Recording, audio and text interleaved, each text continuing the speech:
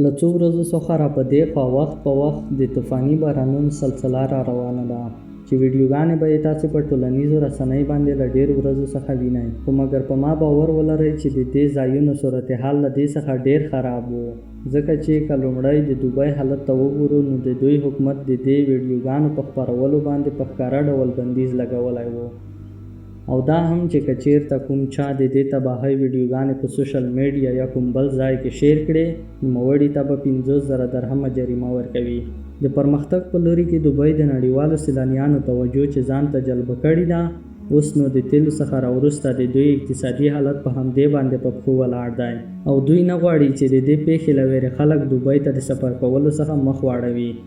په دوبۍ کې د طوفاني بارانونو په جریان کې ناڅاپه د آسماني برېښنا سره یو ځای وریځې او دود زرغون رنګ ته واوښتل، لکه څرنګه چې تاسې په سکرین باندې وینئ.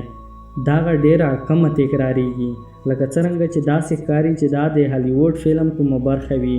د دې ثبوت په ګرځولو سره ډېری خلکو دا د هارد د ټیکنالوژۍ د کارولو تور پرې لګولی دی چې کوم دښمن هیواد سره د پوهې د بدل اخیستلو لپاره لیږلې ده، خو مګر پوښتنه دا ده چې دا د چا له طرفه ترسره شول. د دوبۍ خو داسې کوم دښمن هم نشته، په عین حال کې د دوی له کومو خلکو سره چې باید دښمني وای، دوی خو د دوی مرسته کوي او سره د پوهې هغه خپل مسلمانان وروڼه ورباندې وژني، یعنې د کاروبار او تیلو په واسطه د اسرائیلو سره په مرستې کولو سره. نو دغه نظریه دومره فکر نه جذبوي، ځکه چې دا ډول زرغون باراني حالتونه د نړۍ په ډېرو ځایونو کې لیدل شوي دي، لکه څرنګه چې خپله په امریکا کې هم همداسې کیږي چې لومړی اسمان په ناڅاپي ډول په زرغونېدا پیل وکړي او بیا د تیزو بارانونو سره تیزه هوا جریان پیدا کړي. په دې موده کې په هوا کې لوندوالی دومره ډیر شي چې د نورو ټولو رنګونو عناصر ختم شي، یوازې د شین رنګ عناصر په ځای پاتې شي، په کومو باندې چې د لمر رڼا لګیږي نو په دې وخت کې اسمان زرغون شي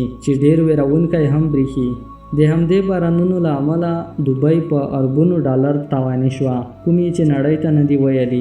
د دې اصلي حساب مکمل زموږ لاسونو ته تر اوسه پورې نه دی رارسېدلی، خو په راتلونکي کې به راورسېږي چې په دوبۍ کې دغه بارانونه کوم چې له تېرو 15 کلونو راهیسې هېڅکله نه دي شوي، او د 2 کلونو باران په تیرو څو ورځو کې وشو. خو د ځینو خلکو په اند دا په حقیقت کې د کلاوډ شیډینګ پایله ده چې د دوبۍ حکومت له تیرو څو کلونو راهیسې پرې تمرین ترسره کوي، ځکه چې د دې ځای ځمکه د یوې صحرا او وچ ځای په ډول ده چیرته چې بارانونه ډیر کم کیږي.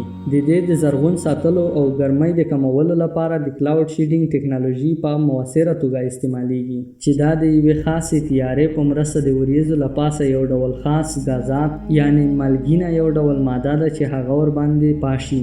له دې نه وروسته د دې د لوندوالي او مالګینوالي له امله وریځ وزن پیدا کړي او ناڅاپه د باران ورښت پیل شي. یوه بله مهمه یادونه چې دغه ډول په وریځو باندې کیمیاوي سپری کول په سیمسن کارټون کې کلونه مخکې وړاندې شوي وي او کلونه وروسته یې موږ کټ مټ وینو. ځینې خلک په دې اند دي چې په طبیعي موسمونو کې د لاسوهنې له امله دوبۍ دغه تباهي ولیده. ځمکه‌یي سټیشنونه، تمځایونه، پارکینګونه، سړکونه، هوایي میدانونه، حتی په هر ځای کې اوبه ولاړې وې. تر ډېرو کیلومترو پورې موټر ښخ شوي وو، کومې چې شاید تاسې په ټیک ټاک کې لیدلي وي. اوس نو داسې حالت دی چې تر ډېره بریده یې اوبه وچې کړي دي، خو مګر مخته هم د سختو بارانونو وړاندوینې موجودې دي. 50.2 سانتي متره باران په دوبۍ کې ریکارډ کړل شو، کوم چې له ټولو څخه لوړ دی. اوس نو تر کومه ځایه پورې چې د کلاوډ شیډینګ خبره راځي، نو دغه ټیکنالوژي د 1990 څخه را په دې خوا په دوبۍ کې استعمالیږي، او دا امکان لري چې د دوبۍ د حکومت د غفلت له امله په کومه داسې وریځ باندې مالګینه سپری شوي وي په کومه کې چې شاید له ضرورت څخه ډېرې اوبه وي، او همدا کېدای شي د دې سیلاب لامل ګرځېدلی وي. خو مګر د دې په ځواب کې ځینې بیا دا خبره کوي چې د کلاوډ شیډینګ له امله دغه باران د یو ځل لپاره جریان لري، وروسته ختم شي، خو مګر د دوبۍ بارانونه بار بار تکراریږي. د کلاوډ شیډینګ په مرسته په ځینو ځایونو کې د یو څو ورځو لپاره په مؤثره توګه او په دومره لوی ځای باندې امکان نه لري په همداسې ډول د څو وریځو اوبه پر یو ځای کېدو سره دغه تباهي نشي په وجود راوړلی، ځکه چې په اصل کې دوبۍ خپل ځان د دې لپاره آماده کړی هم نه و چې دغه ډول اوبه به دلته راجمع شي. لکه څرنګه چې تاسو صورتحال ولیدو، نو دوی فوراً په دې باندې اجرات وکړل او هر څه یې نارمل کړل، ځکه چې دا د دوی په نوم باندې بده اغیزه وه.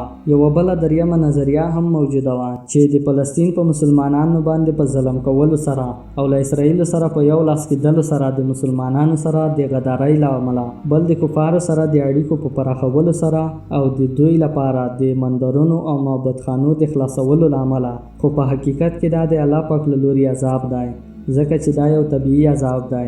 د همدې طوفان په جریان کې یوه ورځ د برج خلیفه له پاسه د فلسطین نقشه د آسماني برېښنا په ډول ریکارډ شوې ده، کومه چې د دوی لپاره اخطار و. تر کومه چې د الله پاک عذاب ورسره تړلی دی، نو بالکل په انسانانو باندې په همداسې ډول قدرتي او طبیعي عذابونه راتلل ممکن دي.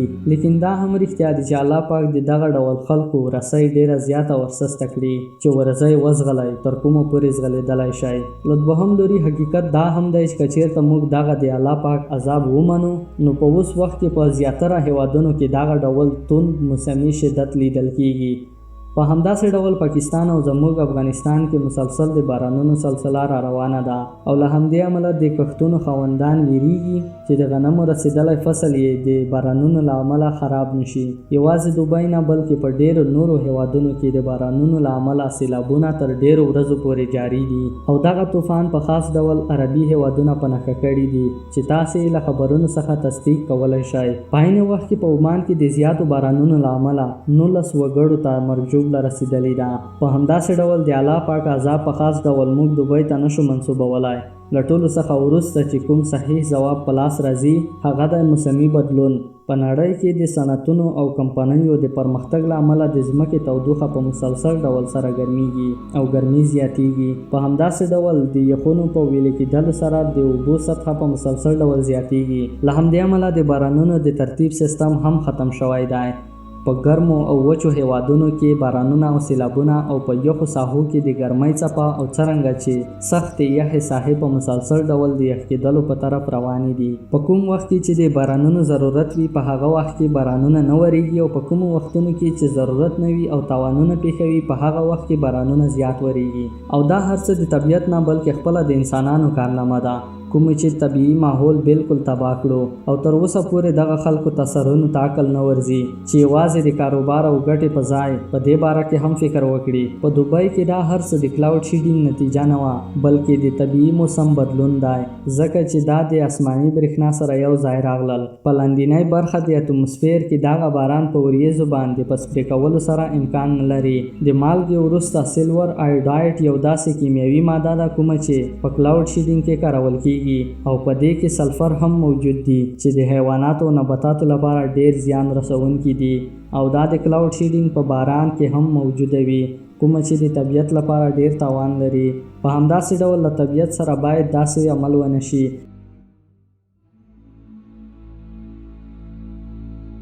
طبیعت موږ ته په دې ډول هر څه راکړي وو.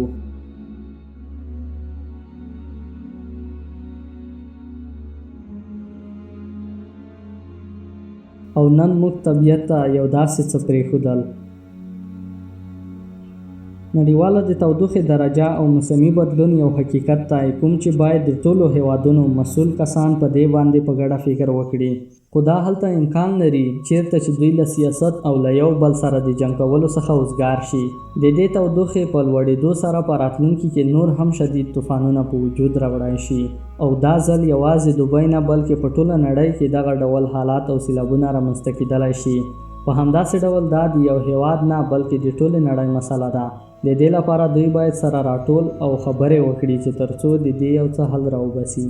او په بل طرف دغه هم امکان لري چې په اپریل میاشت کې چې خسوف یعنې د لمر او سپوږمۍ تندر نیول ولیدل شول نو له همدې امله هم رامنځته کېدای شي، ځکه چې زموږ په لمریز نظام کې هر یو ستوری په خپل ځان کې د خپل ځان مطابق د جذبې قوه لري. دلته چې کله د لمر او ځمکې په منځ کې سپوږمۍ راغله نو دغه حالت له عادي وخت څخه بغیر د دوی د جذبې قوه دومره یو بل ته نه راکاږي څومره چې د خسوف نیولو په وخت کې وي. نو له همدې امله هم ډېر طوفانونه، بارانونه او زلزلې په وجود راتللی شي. او دا هم چې دغه خسوف یې په سینسن کارټون کې له پخوا څخه ښودلی و او دا هم چې د دې له امله به څومره زیانونه خلکو ته ورسیږي. خو زموږ نننۍ موضوع د سینسن کارټون په باره کې نه ده او نه هم د خسوف او تندر نیولو. دغه ځان ته جلا جلا بحثونه دي. د ویډیو د اوږدېدو له امله نن خپله ویډیو په همدې ځای پای ته رسوو. اوس نو تاسې خپلې نظریې په کمنټونو کې هم راته پرېښودلی شئ. ویډیو لایک کړئ، چینل درسره سبسکرایب کړئ.